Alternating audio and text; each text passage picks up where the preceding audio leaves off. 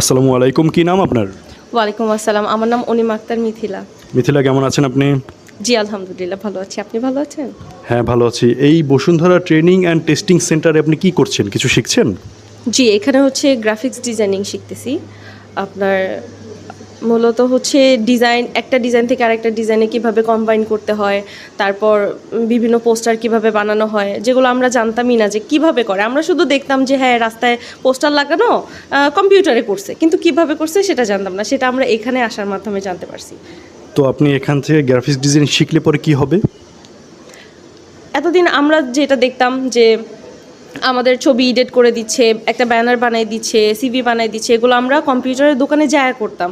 এখন সেগুলো আমরা নিজে করতে পারবো। মানুষ আমাদের কাছে আসবে শেখার জন্য যে আমাকে এটা করে দেন, আমাদের কারোর কাছে যেতে হবে না।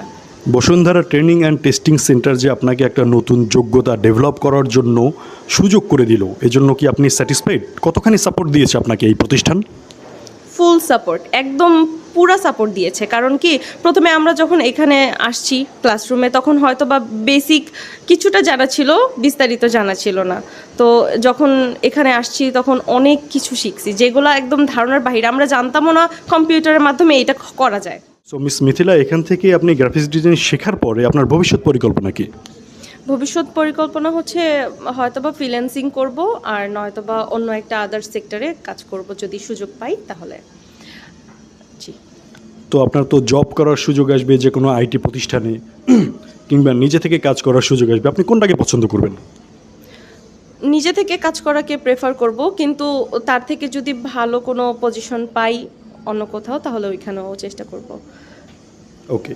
তো আমাদের দেশের তৃণমূল পর্যায়ে বিভিন্ন লোকজন আছে যারা হয়তো জানে না Bashundhara training and testing centre থেকে এরকম সুন্দর একটা প্রশিক্ষণ নেওয়ার সুযোগ আছে। তাদের ব্যাপারে আপনার সাজেশন কি? তাদের জন্য আপনার পরামর্শ কী? অবশ্যই তাদের জানা দরকার এই সেক্টরের সম্পর্কে, এখানে আসা দরকার, একবার হলেও ভিজিট করা দরকার। কারণ এই ক্লাসরুম যারা একবার ভিজিট করবে, আমার মনে হয় না তারা কখনো বলবে যে না এখানে ক্লাস করব না। বা বাহিরের পরিবেশ, ভিতরের পরিবেশ, তারপর স্যারদের বিহেভিয়ার, এখানে আদার্স যে টিচাররা আছে সবার বিহেভিয়ার খুবই ভালো। আর এখানের একদম রাস্তার পাশে হওয়াতে আরও বেশি সুবিধা, যাতায়াতের কোনো সমস্যা হয় না। তারপর হচ্ছে সব মিলিয়ে খুবই সুন্দর একটা প্রতিষ্ঠান। এখানে যদি কেউ না আসে তাহলে খুব বড় মিস করে ফেলবে। আর তাদেরকে জানার ক্ষেত্রে আপনাদের অ্যাডভার্টাইজ একটু বাড়াইতে হবে, যেমন লিফলেট বিতরণ করতে হবে। তারপর হচ্ছে আমরাও চেষ্টা করব সবাইকে জানানোর, যেহেতু আমাদের ভালো লাগছে সবাইকে নিয়ে আসার। তো এই আর কি। তো আপনার ব্যক্তিগত যোগ্যতা এনহ্যান্স করার জন্য, নিজেকে আরেকটু কর্মক্ষম করার জন্য এই প্রতিষ্ঠান আপনাকে কতখানি সাপোর্ট দিয়েছে? আপনার প্রশিক্ষক যারা ছিল তারা ভালোভাবে আপনাকে কাজ শিখিয়েছে?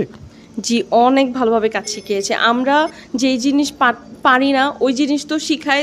দ্বিতীয়ত হচ্ছে শিখার বাহিরেও যদি আমরা এক্সট্রা বলি যে স্যার আমাদের এটা তো বুঝি নাই, আরেকটু যদি বোঝায় দেন, তখন ওরা হচ্ছে সাথে সাথে আমাদের ওইটাকে কভার করে দেয়।